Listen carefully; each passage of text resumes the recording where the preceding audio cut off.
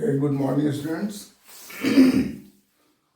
अब इस सेक्शन में हम लोग पढ़ेंगे सॉल्यूशन चैप्टर का the depression in freezing point and abnormal molecular mass and went of factor. ये कोशिश करेंगे इसको कवर करने का, देखते हैं कितना हम कवर कर पाते हैं। तो पहला पॉइंट है डिप्रेशन इन फ्रीजिंग पॉइंट। तो पहले पढ़े हम लोग फ्रीजिंग पॉइंट क्या होता है। फ्रीजिंग पॉइंट देखो, हम कॉलिगेट सॉल्यूशन चैप्टर में कुछ भी पढ़ेंगे, हर चीज को हमें रिलेट करना है वेपर प्रेशर से, राइट। हर चीज को कैसे रिलेट करेंगे हम लोग? वेपर प्रेशर से रिलेट करेंगे। अब कैसे करते हैं देखिए थोड़ा सा। आप मान लीजिए आपका एक फ्रिज है और इसके अंदर ये फ्रीजर है, राइट। आप क्या करते हैं, इसमें पानी डालते हैं, बॉक्स सब होता है, तो इसको हम जब अंदर डाल देते हैं, थोड़ी देर तक रखते हैं, तो क्या होता है, पानी आइस बन जाता है। ओके, अब जब इसको बाहर लाते हैं फिर, तो थोड़ी देर में क्या होता है, ये लिक्विड बन जाता है, राइट। ऐसा क्यों होता है? फिर इसको अंदर डाला, फिर ये आइस हो गया, अंदर आइस और बाहर लिक्विड। तो ऐसा क्यों हो रहा है? अंदर में यानी कि फ्रिज में के अंदर टेम्परेचर क्या है? लो या कहो वेरी लो, राइट। तो जब टेम्परेचर लो होगा तो इवेपोरेशन क्या होगा? कम होगा।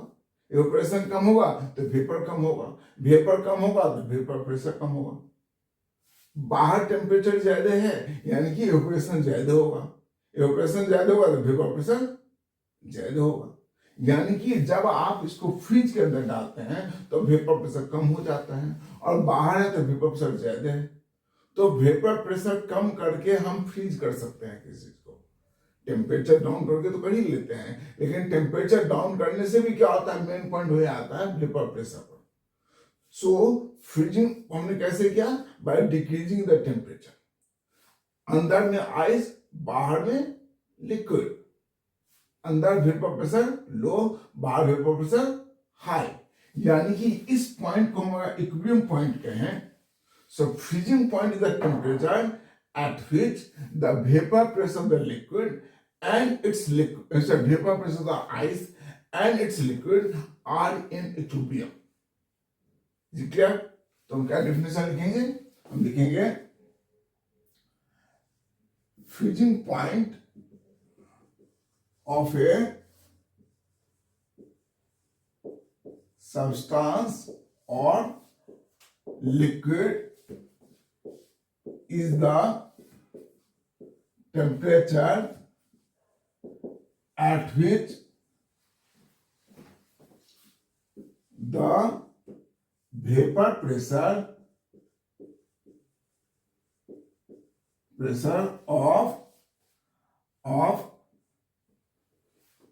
of the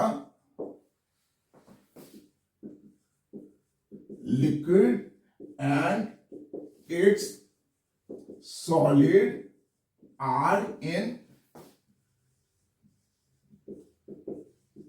equilibrium, right? क्या लिखा आपने? फ्रीजिंग पॉइंट ऑफ सब्सटेंस और liquid is the temperature at which the vapour pressure of the liquid and solid are in equilibrium. तो हमने किससे रिलेट किया फ्रीजिंग पॉइंट को? वेपर प्रेशर से रिलेट किया, ठीक है, राइट। अब देखो, हम आपने कहा कि वेपर प्रेशर हम कर सकते हैं कम, किससे? टेम्परेचर डाउन करके।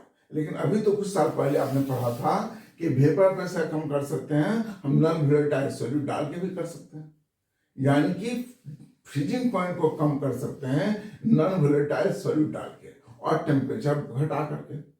तो नॉन वोलेटाइल सॉल्यूट जो है या सॉल्यूट जो है, उसके कारण फ्रीजिंग पॉइंट कैसे इफेक्ट होता है वो देखते हैं। तो जितना हम इसके अंदर टेम्परेचर डाउन करेंगे, फ्रीजिंग पॉइंट क्या होगा, उतना जल्दी होगा, राइट। यानी कि जितना हम ज्यादा उसमें अंदर टेम्परेचर डाउन करेंगे, कैसे? वेपर प्रेशर डाउन करेंगे, कैसे?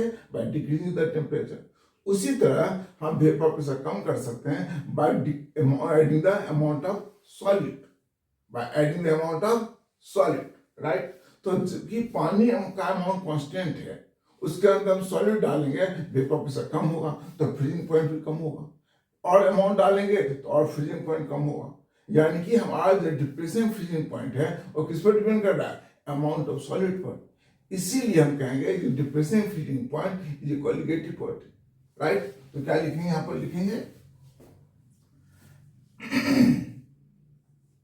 Vapour pressure of the given liquid can also be decreased by adding non-volatile solid. Right? Freezing vapor pressure of the given liquid can also be decreased by adding non-volatile solid. तो जितना ज्यादा non-volatile solid डालते जाएंगे freezing point उतना कम होता जाएगा, right. इसको हम ग्राफ से ही बताते हैं। फिर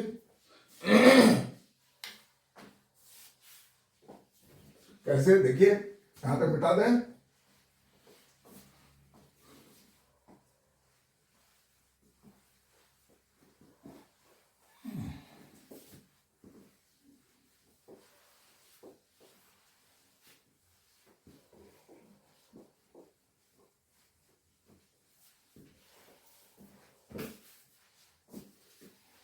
तो देखिए हमने एक ग्राफ लिया,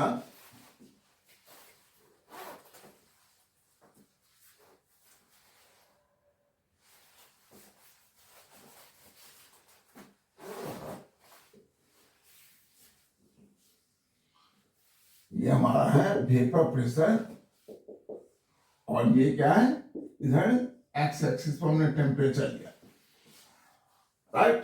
अच्छा ये बताओ कि फ्रीजिंग जो होता है, जैसे सिंपल वे में बोलते हैं हम लोग कि पानी का फ्रीजिंग पॉइंट क्या है, 4 डिग्री सी से शुरू हो जाता है, 0 डिग्री पर तो फ्रीज होता ही है ना, यानी कि 4 डिग्री सी से फ्रीज होना शुरू हो जाता है, और उससे जितना नीचे जाएंगे वो फ्रीज ही रहेगा।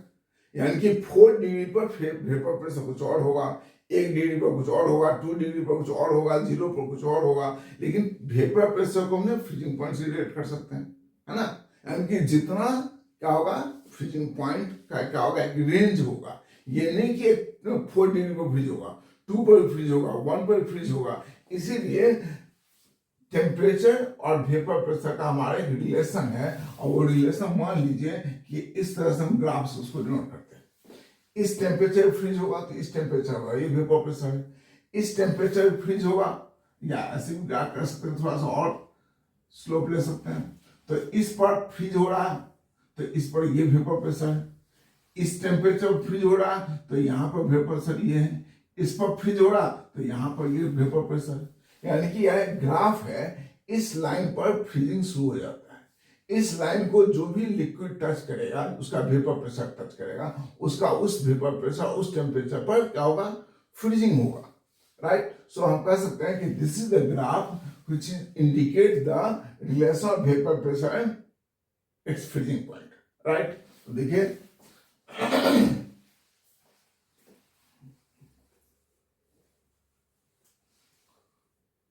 तो ये हमारा ग्राफ है।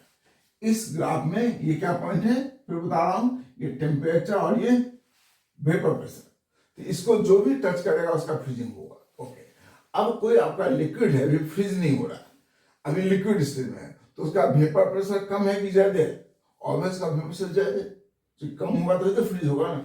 मान लीजिए अभी ओरिजिनल वेपर प्रेशर यहां पर है, राइट, ये उसका ओरिजिनल वेपर प्रेशर P0A।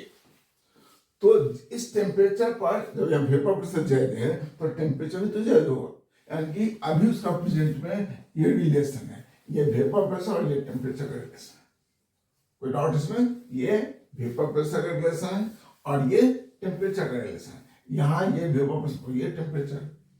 अब मान लीजिए आपको इसको फ्रीज करना है, तो क्या ये कौन है, प्योर लिक्विड, ये लाइन किसका है, प्योर लिक्विड का, प्योर लिक्विड। इसको आपको फ्रीज करना है तो क्या करते हैं, टेम्परेचर डाउन करते हैं। तो टेम्परेचर डाउन करते हैं यानी कि यहां से हम ऐसे बढ़ेंगे। क्यों ऐसे बढ़ेंगे, एक ही बार में क्यों नहीं कम कर दिया, क्योंकि टेम्परेचर भी डाउन करेंगे तो वेपर प्रेशर तो स्लो कम होगा ना, एक ही बार तो कम नहीं होगा। तो हमने इसका टेम्परेचर डाउन किया, वेपर प्रेशर कम होता है, होते होते होते ये इस टेम्परेचर पर इसको टच कर दिया। So this is the initial temperature जहां वो फ्रीज हो रहा है, इस टेम्परेचर पर ये वेपर प्रेशर है। अब इस लिक्विड का वेपर प्रेशर हम कम कर सकते हैं नॉन वोलेटाइल सॉल्यूट डाल के भी। तो नॉन वोलेटाइल सॉल्यूट डालेंगे तो क्या होगा, वेपर प्रेशर यहां से कम होगा। तो मान लीजिए आपने नॉन वोलेटाइल सॉल्यूट डाला, उसके कारण वेपर प्रेशर यहां पहुंच गया, राइट। अब इसका टेम्परेचर डाउन करके वेपर प्रेशर घटेगा। तो यहां पर टेम्परेचर जब डाउन करेंगे तो क्या होगा, वेपर प्रेशर घटते घटते इस पॉइंट पर फ्रीज किया, इस पॉइंट पर।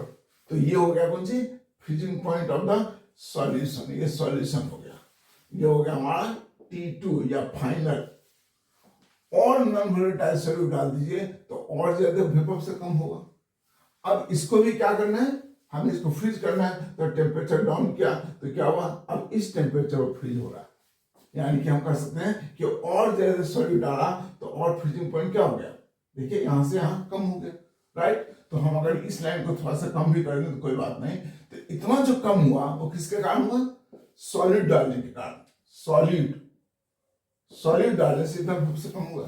तो इतना जो वेपर से कम हुआ इसके कारण फ्रीजिंग पॉइंट इतना कम हो गया, राइट। तो अगर हम इसको T1 मान लें और इसको T फाइनल मान लें तो ये जो डिफरेंस आ रहा है that is delta T is equal to T initial minus T final. और किसके कारण, इसके कारण आ रहा है।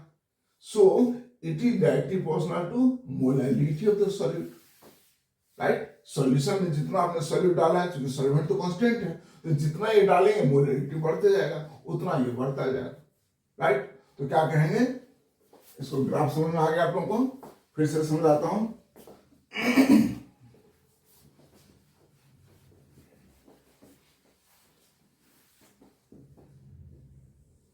ये किसी का है, टेम्परेचर का है।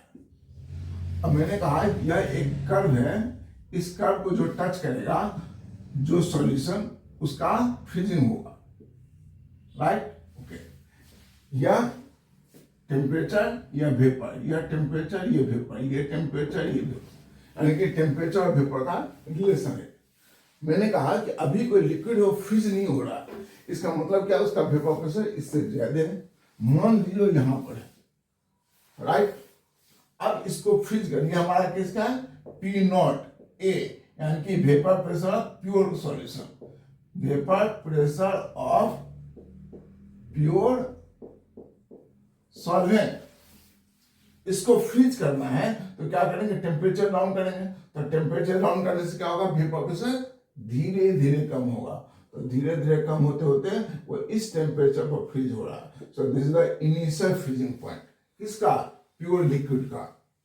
अब इसमें हमने नॉन वोलेटाइल सॉल्यूट डाला तो क्या होगा, वेपर प्रेशर घटेगा। तो नॉन वोलेटाइल सॉल्यूट डालने से वेपर प्रेशर घट के यहां आ गया। यह जो डिक्रीज हुआ है इतना, this decrease in vapour pressure is due to addition of salt. अब इसका फ्रीज करना है तो क्या करेंगे, इसको टेम्परेचर डाउन करेंगे। तो टेम्परेचर डाउन किया तो करते करते करते करते इस टेम्परेचर इसको टच कर रहा है। So this is the T final. ये जो डिफरेंस आ रहा है यहां से यहां का, इसको आप delta T depression freezing point बोलेंगे। This is equal to what, Ti minus Tf, and this is proportional to amount of solid added. जो पानी सॉल्वेंट है, so that is equal to molality, right? तो हमने क्या कहा, that is depression in freezing point is directly proportional to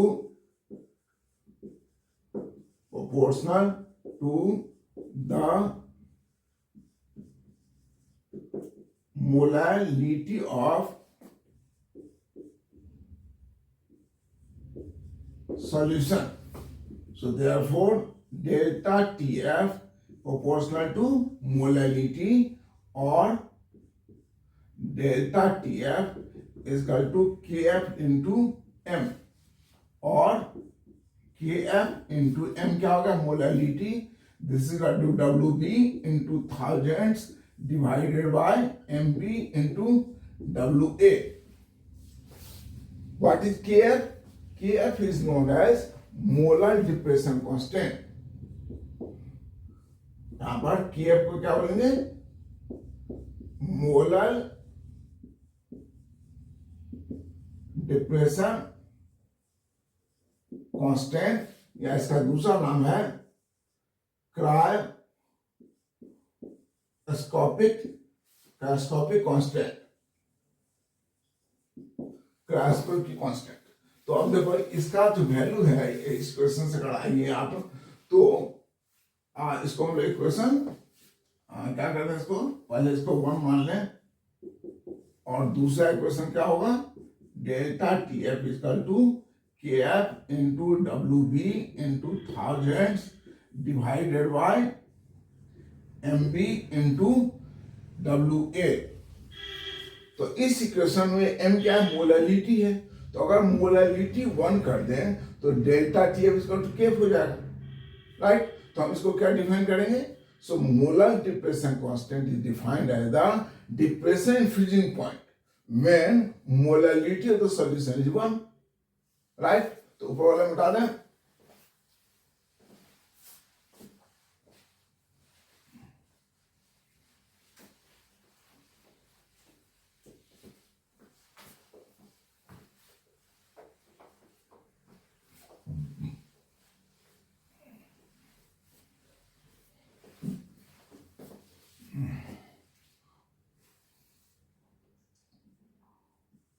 So, from equation 1,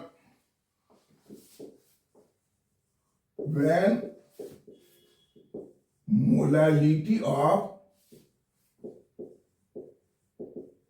solution is 1 यानी कि M is equal to 1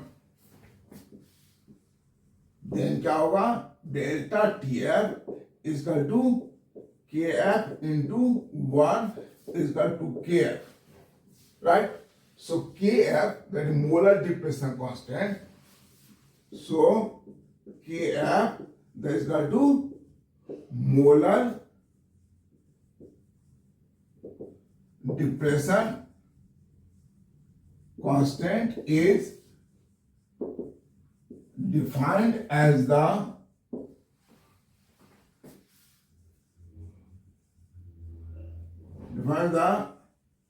decrease in freezing point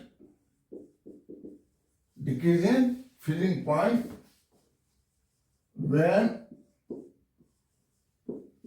molality of the solution is 1 right. ये हो गया हमारा KF का इक्वेशन। अब देखो फिर इसमें इक्वेशन में देखते हैं हम लोग कि अगर हमारा अमाउंट ऑफ सॉल्वेंट कांस्टेंट है तो ये तो कांस्टेंट ही है ये कांस्टेंट हो गया ये मोलकुलर मास किसी कंपाउंड का कांस्टेंट होता है तो ये सारी पार्ट जो है सारे चीजें कांस्टेंट हैं एक्सेप्ट WB यानी कि वेट ऑफ सॉलिड या number of moles of solid. WB क्या हो गया that is weight of solid. तो वेट ऑफ सॉलिड से क्या निकलेगा number of moles of solid भी निकल सकता है तो नंबर ऑफ मोल्स से नंबर ऑफ आयंस भी निकल सकता है। सो फ्रॉम इक्वेशन 2 या equation 2 for a given amount of solvent everything except WB in RHS is constant. So delta TF will depends on amount of solute. So it is a qualitative. क्या लिखेंगे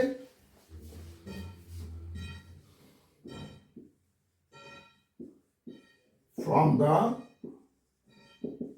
equation second that is delta TF is equal to KF into WB into thousands divided by MB into WA W क्या है? W क्या है? Mass of solvent. MB क्या है?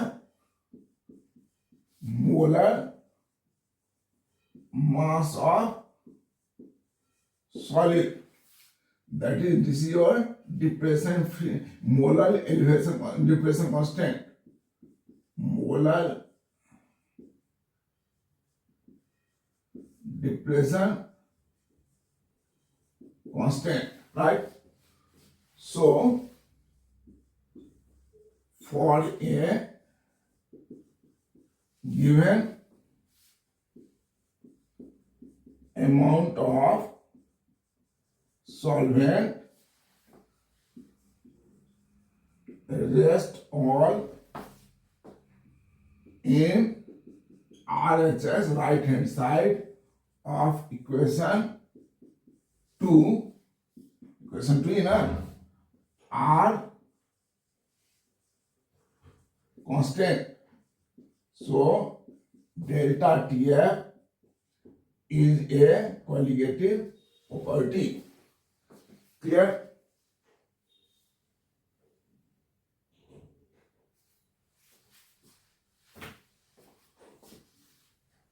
अब हम लोग इसका क्या यूजेज है वो देखते हैं।